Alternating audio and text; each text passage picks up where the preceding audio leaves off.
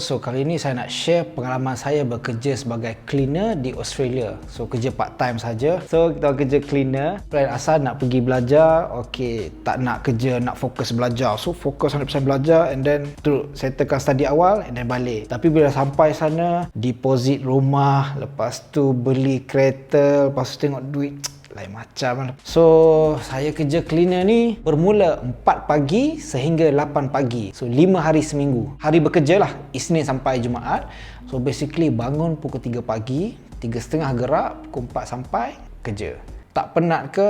Okey. Penat tak penat tu janji tidur cukup, okey je. So jadual saya lepas pukul 8 habis tu balik mandi-mandi, pukul 9 pergi universiti. Dan balik dalam pukul 8 malam, okey, dinner relax, pukul 9 tidur, pukul 3 bangun. So cukup 6 jam tidur. So that's how it works. Weekend adalah memang waktu yang paling saya enjoy lah sebab jadual kurang pack sikit. Pengalaman first, orientasi lah kan. Ikut supervisor. Masuk bangunan pertama, dia tunjuk okey bangunan ni macam ni, bangunan kedua macam ni.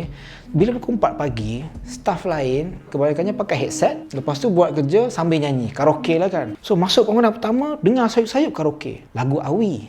So okey, orang Malaysia. Lepas tu pergi bangunan kedua, dengar lagi sayup-sayup, lagu kumpulan iklim. So okey, memang orang Malaysia lagi. Tak ada masalah sebab ramai yang buat.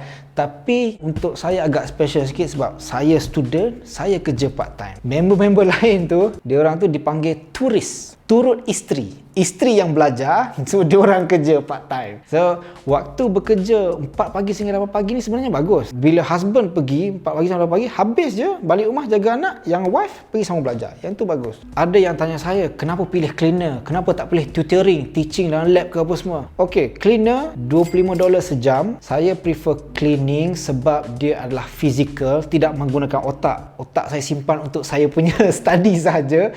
Jadi 4 jam tu buat rutin saja. Of course, yang start susah, lepas tu bila dah hafal rutin jadi senang. So buat je and then settle. Balik tak ada apa dah. Kalau dapat komplain baru supervisor bagi tahu. Selagi tak ada komplain, anda selamat. Kalau teaching 2 jam, bayaran dia mahal, saya tak ingat berapa, dekat dengan $1 ke $1 macam tu lah sejam. Tapi nak kena prepare untuk kelas. Lepas tu deal dengan student. Lepas kelas mungkin nak kena marking paper, semua nak kena check tutorial semua. So belakang tabir tu ada lagi kerja-kerja yang mengganggu. Yang paling fizikal yang saya pernah experience, yang kedua paling fizikal ialah vacuum. So vacuum beberapa bangunan. So vacuum backpack yang belakang tu memang tak berat sangat, tapi bila dah cecah 4 jam, so dia akan jadi berat lah. Lepas tu yang paling berat ialah blow down kering. So kerja saya blow down kering tu dengan blower. Time tu badan bau petrol. Lepas tu pukul 4 pagi start. Kalau winter lagi sakit daripada summer kot, sebab separuh universiti saya seorang cover. So bayangkan, jalan laju blow down tu selama 3,5 jam. Jadi saya cover lebih daripada 10 km sehari dengan berjalan bawa blower tu. Kalau yang winter tu dengan pakaian tebal, dengan windinya, lagi lah. Lepas 2 tahun saya tukar kerja cleaner juga, tapi ke sekolah yang tu bekerja petang. So memang dalam hati nak quit, tak larat dah nak quit. Tiba-tiba Jumaat dah weekend, so recover balik, relax balik.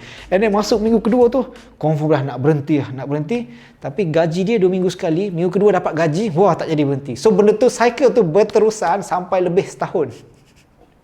Kalau compare kerja pagi dengan kerja petang, saya to be honest, saya lebih prefer kerja pagi. Sebab kerja pagi ni kita settlekan part time kita ni, kita settlekan dulu dan kita boleh fokus yang full time. Bila kerja petang, pagi masuk tu kita nak terkejar-kejar sebab kita nak settlekan, sebab kita nak fokus ke part time. So yang tu kurang efisien sikit bila saya kerja petang. Jadi perlu ke buat kerja part time ni? So pendapat saya ikut kemampuan.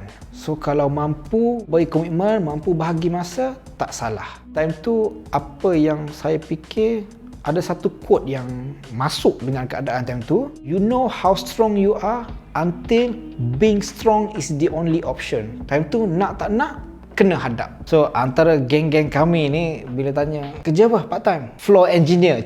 Nak out je time tu, time geng-geng dengan geng-geng lah, nak floor engineer.